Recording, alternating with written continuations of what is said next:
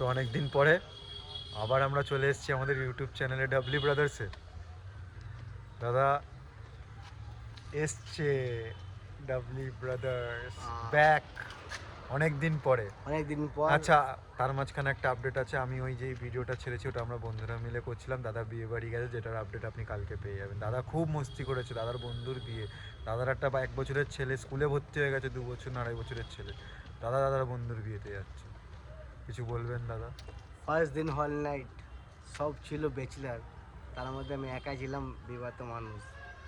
আমি একটা কথা বললাম, ফাটছে আমার, কী কষ্টটা হচ্ছে আমি জানি, মগর আমাকে সকালে যেভাবে হোক আমাকে বাবুকে স্কুলে নিয়ে যেতে হবে। আর আমি ওই করলাম, আর সব বন্ধু বান্ধব পুরো ফুল, মানে কি বলবো, আর আমি লিটিল লিটিল লিটিল লিটিল যেটা বলি, লিটিল একদম বেশি বেশি না, আমি লিটিল লিটিল আমি भी লিটিল লিটিল, মগর আমি দেখছি লিটিল লিটিল ওয়ান্ডার স্টার। মগর আমার চিন্তা হচ্ছে কি আমার বাড়ি যেতে হবে। Johnny Johnny open your mouth. হা হা হা। তারপরে भी আমি চেষ্টা করেছি, আমি বললাম বন্ধু মানুষ তো যাবি হোক, এবার আমাকে যেতেই হবে। তো আমি টোটো চেষ্টা করলাম, বাস ফাস, মনটা কুলাচ্ছে না।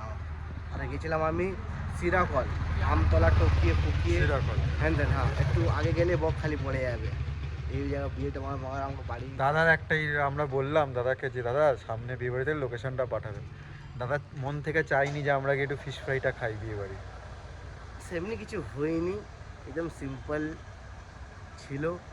বিয়ে বিয়ে দাদা যেন বলছে ফিশ ফ্রাই থাকলে তো দাদা সে তো অবশ্য শুনতে, আর বন্ধু বান্ধব বিয়ে যা বিয়ে খুব দারুণ হয়েছে।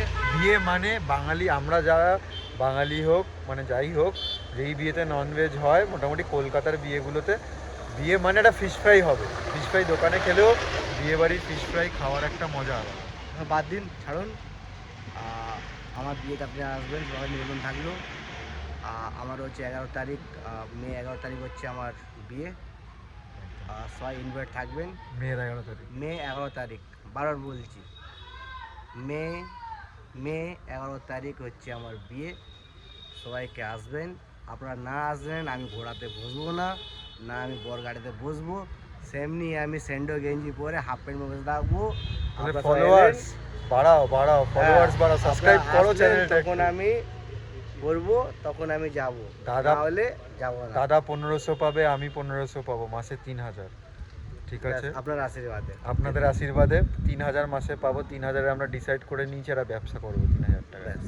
ঠিক আছে, এটা হচ্ছে এই কারণে ব্যবসাটা। কিন্তু আবার ব্যাপার আছে এখানে, একবারে 6000 টাকা দিচ্ছে, মানে 18,000 টাকা, মানে বুঝতে পারছেন তো কোন জায়গায় চলে যাবো আমরা। আর আশা করি আপনার আশীর্বাদে যদি আমরা ওটা যদি পাই, যদি কোনো বাজে খরচা করব না, যেটা করব সেটা আপনারা দেখবেন, দেখে আমার বলবেন না দ্যাট ইজ আ জেনুইন। আর একটু লাইক বাড়ালে আশা করি তার থেকে ভালো করবো, ওটাকে এখন বলতে পারছি না। একদম লাইক আর ভিউ বাড়ালে, সাবস্ক্রাইব বেশি করলে আমরা আরও ভালো ভিডিও নিয়ে আসবো, আরও ভালো কন্টেন্ট নিয়ে আসবো। আমরা চেষ্টা করছি যত, দেখুন আমরা মাঝে মাঝে কাজে বাজে থাকি, আমরা সবসময় আসতে পারি না, আমাদের অনেক কাজ থাকে। যেদিন আমরা আসার চেষ্টা করি আমরা ভাবি যে আজকে আসবো, কিন্তু পারি না, আমরা বুঝি। ঠিক আছে, এই যে পাশ থেকে চিল্লাচ্ছে যে আমরা বাড়ি যাব। ঠিক আছে, এই যে এবার এবার এবার এবার হচ্ছে ফুল মস্তি, এবার আমরা বাড়ি যাব। আর আজকের মতন এখানেই আমরা ভিডিওটা আর কি এন্ড বলে কিছু নেই জীবনে, সবই শুরু। যুদ্ধ হচ্ছে, যাই হোক। পেট্রোল, ক্রুড অয়েল যেটা আমরা বলবো, ক্রুড অয়েলটা ইন্ডিয়া ঢুকে গেছে, নতুন আপডেট। আপনি জানি না খবর দেখেন কিনা, যারা দেখেন আপডেট আপনাকে আমি একদম দিচ্ছি। না নতুন আপডেট আমি জানি না। দাদার বাড়ি গ্যাস ঢুকে গেছে, সবচেয়ে বড়। আজকের দিনে কলকাতায় কেন, ইন্ডিয়াতে দাঁড়িয়ে আপনি যদি গ্যাস আপনি বাড়িতে পেয়ে গেছেন, আপনার বাড়িতে কালকে চুরি হবে কিনা সেটা আগে ভাবুন। সকালবেলা দেখবেন গ্যাস নেই। যদি আপনাকে এটা বলে দিলাম, যদি কারে যদি গ্যাস যদি লাগে অবশ্যই আমি ব্ল্যাকে আমি দেবো। যে রেটে আমি নিয়েছি আশা করি তাদেরকে 2-3 ডবল আমি নিতে পারি, মগর কাকে আমি ভোকা রাখবো না। যদি আপনার খেতেও লাগলে সেই চলে আসবে দিতে হবে। যেন লকডাউনে আমরা 100 টাকা আলু মতন কিনে খেয়েছি, 250 টাকা মতন পেঁয়াজ কিনে খেয়েছি, আর সত্যি বলতে কি 300 টাকা চাল কিনে খেয়েছি। সেই দামে গ্যাসের দামটা বাড়িয়ে দিয়ে, আপনারা বুঝতে পারছেন তো কীভাবে এটা হচ্ছে। খেলাটা এখন কিছু হয়নি, প্রচুর বাকি আছে, জানি না। সবাই মনের মধ্যে একটা দুক দুক দুক দুক হচ্ছে, কী হবে কি হবে যাই হবে अभी तेल का ভালো टैंकर হবে। तेल का टैंकर आ गया, गैस का भी टैंकर और- लाइन में है, कल परसों तक ढुक जाएगा।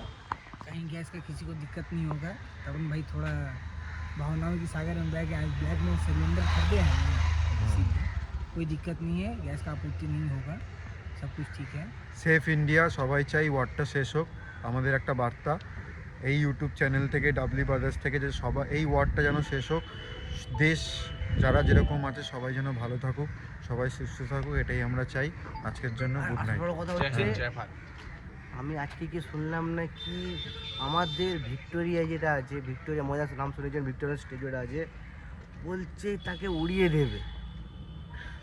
ও তো কারোর বাবার ক্ষমতা নেই, যাই হোক আপনাকে আমি আমাদের ইন্ডিয়াকেও মিসাইল ভিডিওটা আমি শেয়ার করবো। বলছে ওখানে ঠিক আছে। অনেকজন সিআইডিরা পুলিশরা গিয়ে ওখানে সার্চ করেছে, বলছে বম যে চেক করে। এটা জানি না, আমি হতে পারে আমি ভুল শুনেছি, ভুল দেখতে পারবো আমার এটা কতটা ঠিক আছে। এটা প্ল্যানিং করছে আমাদের এখানে প্রচুর প্রচুর প্রচুর রিস্কের মধ্যে আছে, কখন কি হবে না হবে কেউ কিছু বলতে পারছে না। একটা কথা বললাম, সেফ লাইফ সেফ ড্রাইভ, কার সঙ্গে তর্ক করবে না। আর হ্যাঁ, যতটা বলার আছে ততটা বলবে, যতটা শোনার ততটা শুনবে। বেশি কথা বলতে বলে গালাটা গুলি খেতে হবে। একদম। আর আজকের জন্য গুড নাইট, জয় হিন্দ, জয় ভারত।